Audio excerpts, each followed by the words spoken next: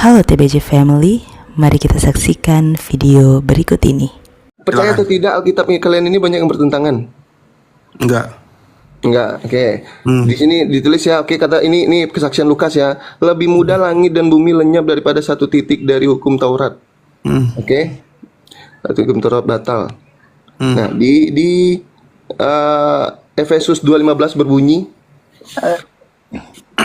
Sebab dengan matinya sebagai manusia ia telah membatalkan hukum Taurat dengan segala perintah dan ketentuannya untuk menciptakan keduanya menjadi satu manusia baru di dalam dirinya, dan dengan itu mengadakan damai sejahtera. Nah, yang berbohong siapa di sini? Coba baca ayat 14. Baca ayat 14. Jangan baca langsung 15, baca ayat 14-nya. Apa yang dikatakan di situ?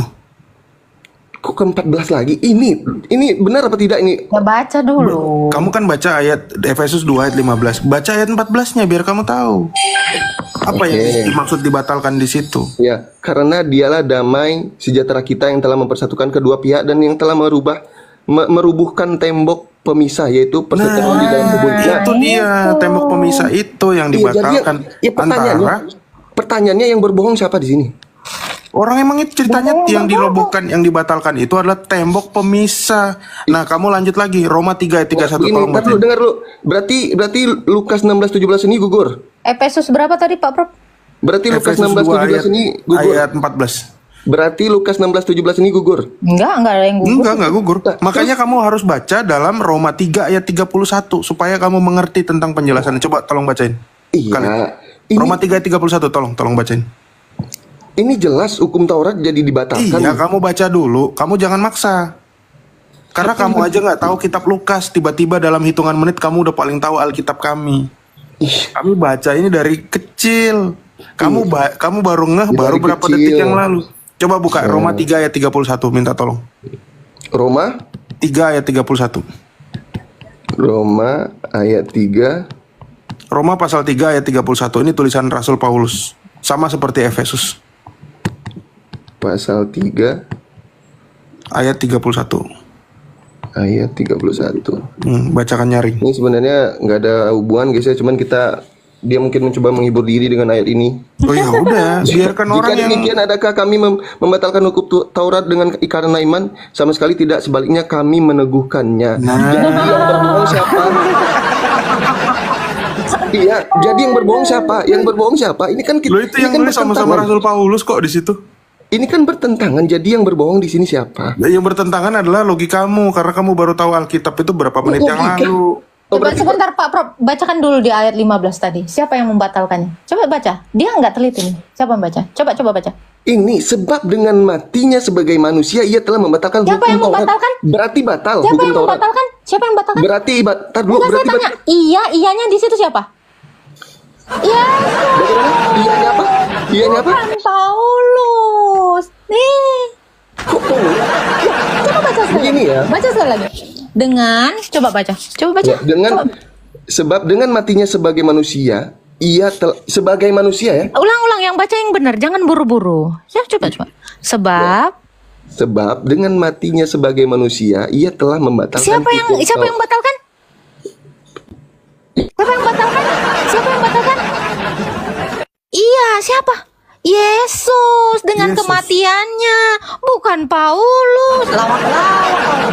Cara baca itu pelan-pelan, jangan kayak kamu makan Indomie. Nggak kau rasakan Indomie dulu langsung kau telan. Nggak tahu kau rasanya. Langsung pingsan kau. Mana ada Paulus batal? Mana? Lawak-lawak. Kan? Pingsan sendiri kau kan? Cek. Cek. Itu jelas sekali. Iya, bukan aku. Lawak-lawak kau bilang Paulus membatalkan. Sebab dengan kematiannya sebagai manusia, ia telah membatalkan hukum Taurat dengan segala perintah dan ketentuannya untuk menciptakan keduanya menjadi satu manusia baru. Apa yang dibatalkan? Ketentuan, perintah dengan ketentuannya dibatalkan lalu menciptakan satu kesatuan. Yang memubah ini pun, kenapa dia mengatakan untuk menciptakan keduanya menjadi satu? Karena di dalam Yesus Taurat itu yang tadinya ketentuannya untuk Israel aja, sekarang juga untuk segala bangsa. Karena apa? Tembok pemisah itu tadinya gini bro, kamu tahu arti tembok? Tembok ini kan memisahkan, jadi tadinya Israel sama Goyim. Ini dengan kematiannya ini dirubuhkan sehingga membuat keduanya menjadi satu. Jadi satu. Itu yang dibatalkan tadi. Makanya Roma 3 ayat 31 makin meneguhkan. Apakah Nih, lawak-lawak. Taurat ini kan tadinya dia hanya peruntukan untuk Israel. Kok kira untuk Arab? Nah sekarang Taurat itu berlaku untuk semuanya di dalam Kristus. Jadi tembok dalilnya? pemisah itu. Taurat berlaku untuk semuanya, mana dalilnya? Loh ini tadi. Loh itu tadi Efesus 2 ayat 14 dan 15 Supaya itu. semua satu di dalam Kristus melalui Mana kematiannya. Astaga Tuhan. Makanya dibaca. Kok apa kok? Berarti Taurat ini tidak bisa ditiadakan, tidak Ya bisa memang nggak boleh. Nggak boleh. Oke. Nggak boleh. Berarti di sini Efesus 2:15 ini gugur ya teman-teman ya. Enggak, disatukan kok Di kata sini Yesus. jelas iya telah membatalkan Taurat, tulisannya di situ. Membatalkan ketentuannya. Jadi ketentuannya tadinya untuk orang Israel. Ih, dongok banget sih lu. Ketetapan jangan berzina itu jadi nggak berlaku hanya untuk orang Israel aja, tetapi untuk semua yang percaya kepada Kristus. Ya, itu maksudnya.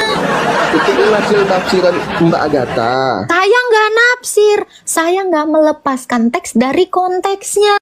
Iya, Itu yang saya coba lakukan. Tetapi kamu melepaskan teks dari konteksnya. Makanya saya bacakan tadi tentang si pejinah tadi. Itu maksud Yesus ketika dia mengatakan ya, lebih mudah lenyap langit dan bumi. Dengar, konteksnya karena si pejinah ini. Makanya kamu tahu dulu kasusnya. Dia sendiri yang meruntuhkannya sehingga dia menjadikan satu, menciptakan keduanya menjadi satu. Iya. Oh itu, dia hancurkan tembok pemisahnya, dijadikan satu tanpa membatalkan hukum itu. Jadi itu ayat sepertinya paradoks, gitu loh. Seolah-olah dibatalkan, padahal diteguhkan. Seolah-olah, ngerti kan ayat paradoks? Betul. Nah itu. Nggak paham ya paradoks. Tulisan Rasul Paulus emang karena memang dia sangat pakar ya, ahli, bahkan kalimat-kalimatnya itu penuh dengan retorika kan. Emang akan susah dipahami bagi kaum buta huruf. Makanya Rasul Paulus menuliskan di dalam 2 Petrus 3 ayat 15 ya tak ya, kalau nggak salah ya. Ayat 15. 2 Petrus 3 ayat 15. Paladu boleh bantu nggak Paladu? Masih Boleh. Nah, Gedein pala. pakai suara Allah. Pakai dialek Quraisy. 2 Petrus 3 ayat 15.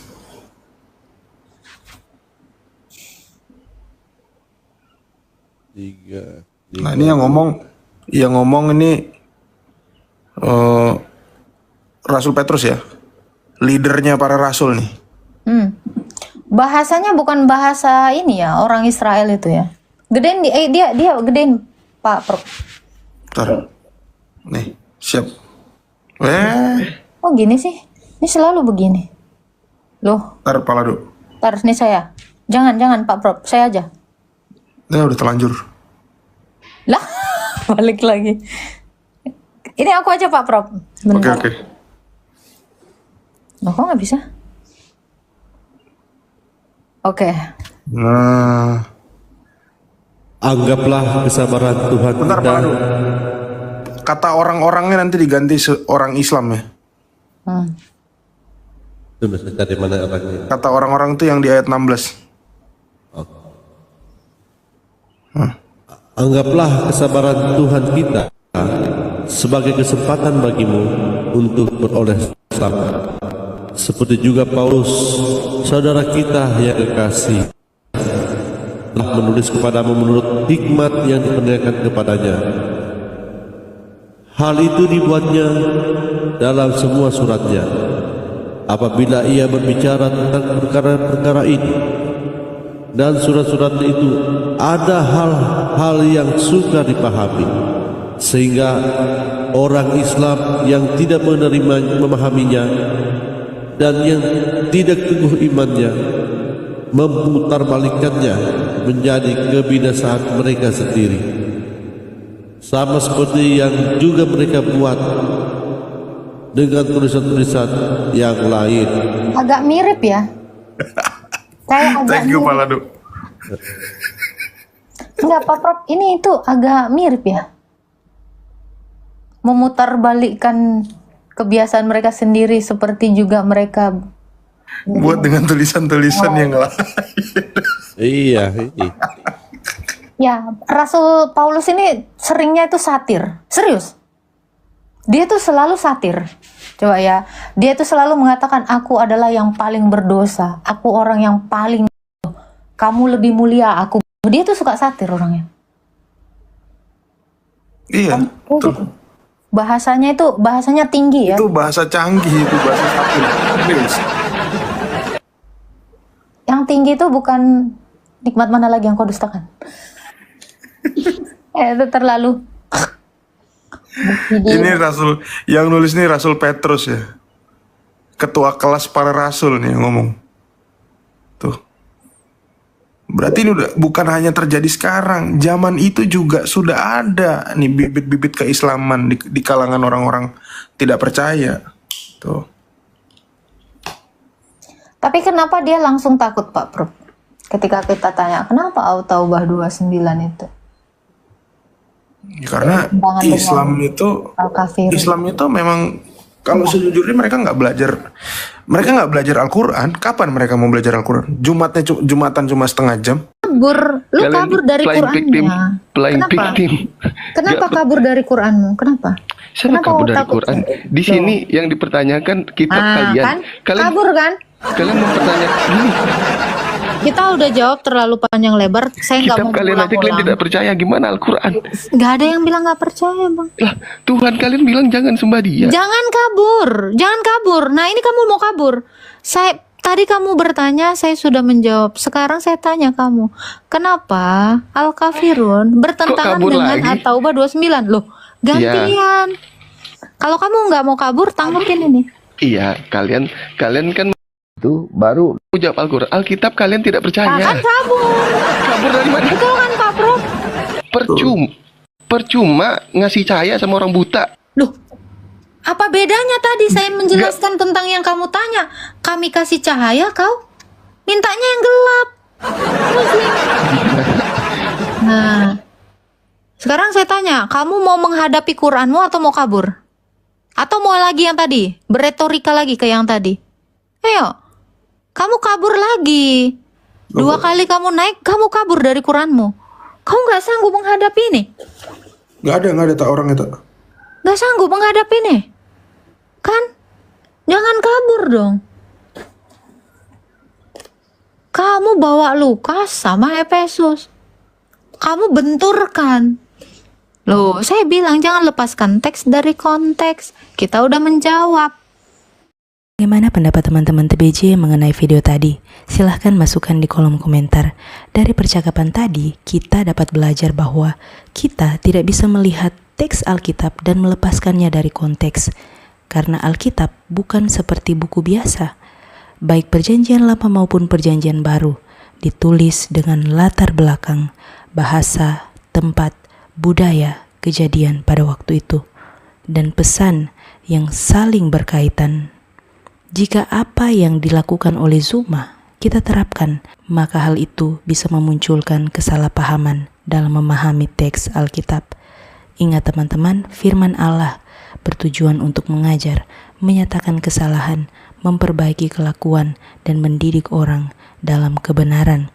Hal itu dicatat dalam 2 Timotius 3 ayat 16. Jangan kita memakai ayat firman untuk tujuan yang tidak murni, karena sering sekali ada oknum-oknum seperti dalam video tadi. Jadi bukan karena kerinduan untuk mengenal kebenaran, tetapi untuk penyerangan. Orang-orang seperti ini harus bertobat. Kebenaran adalah kebenaran, dan Kristus adalah kebenaran itu sendiri. Terima kasih untuk teman-teman TBJ yang senantiasa mendukung channel ini. Tuhan memberkati kita semua. Shalom.